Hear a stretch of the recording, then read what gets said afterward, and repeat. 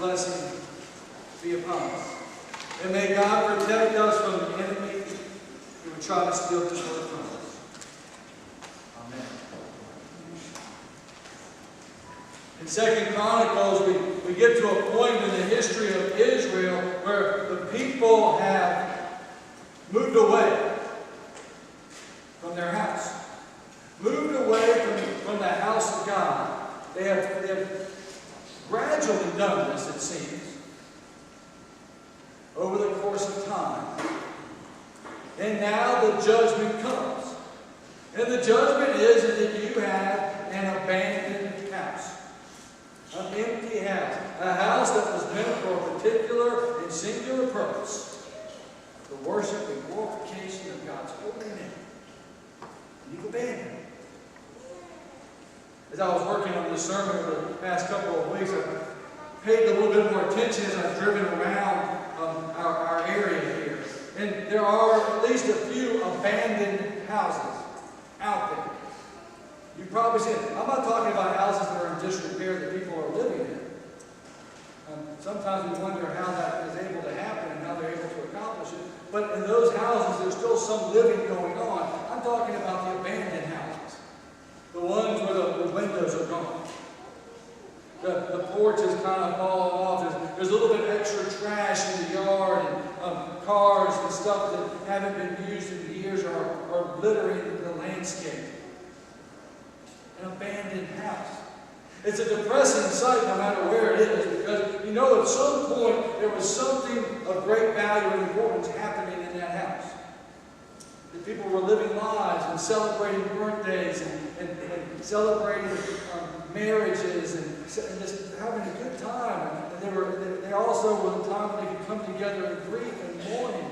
You knew that those things were happening in those houses. And now they sit abandoned. And I began to think of how did it get to that point? And I can't imagine that whatever family last lived in that house on a Saturday night had a family meeting and they sat down and they took a vote and they said, tomorrow no one will ever live in this house again. That's it. And they packed up their stuff and walked out. That's not generally how that happens. People don't abandon things immediately. And they certainly don't abandon their house immediately.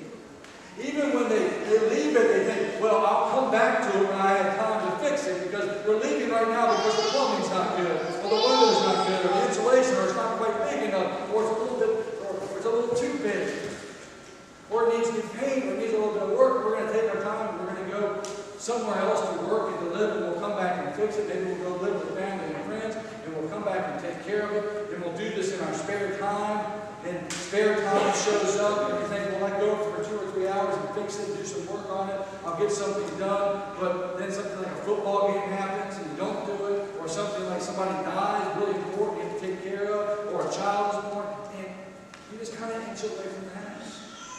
Just little by little, you inch away from the house. The house that you always expected to go back to and do something with. And before you know it, it's abandoned. It's left.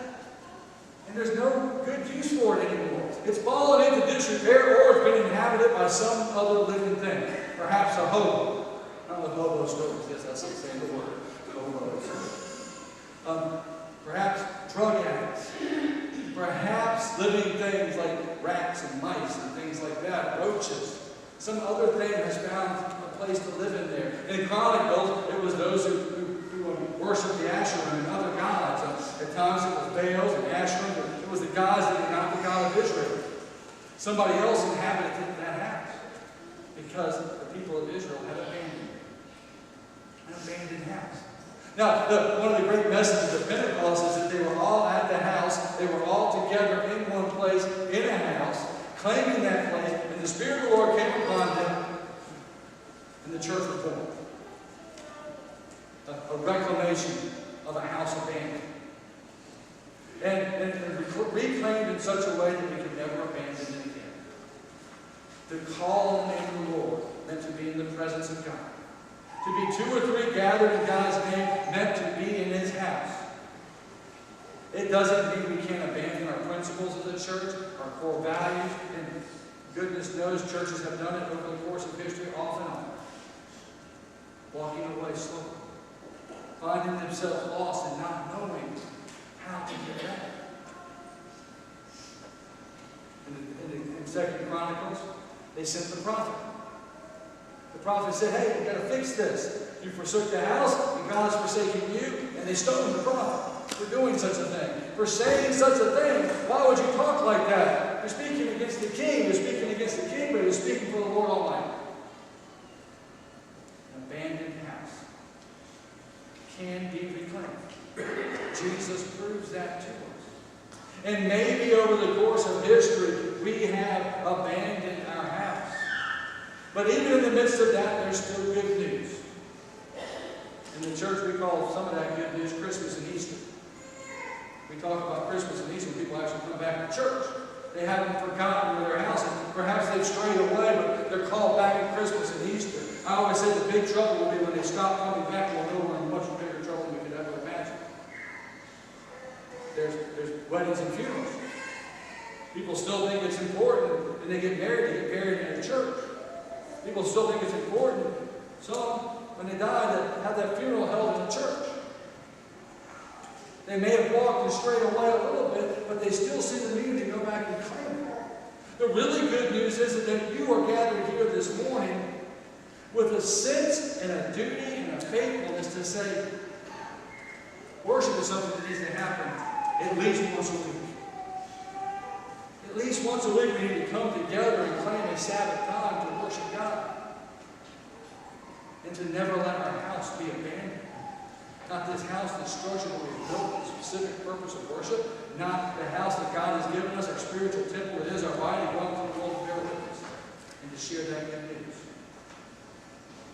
The really good news is, on a Sunday like Pentecost, on a Sunday when we bring new confirmants into the church, those who have taken the time to study and see what it means to become a member of the church, to take on the vows of baptism for themselves.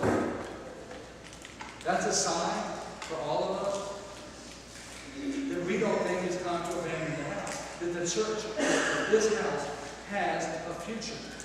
It has a future and it has a hope. That our best days are not behind us. That our best days are ahead of us. When we take the time to baptize a baby, to baptize a child, to confirm a youth, to bring a new member into the church. All of those are signs and symbols of the hope that we should all belong to. That this house, the house that God has given us, is not now abandoned, nor should it ever be. And that's what we do. In the name of the Father, and of the Son, and of the Holy Spirit.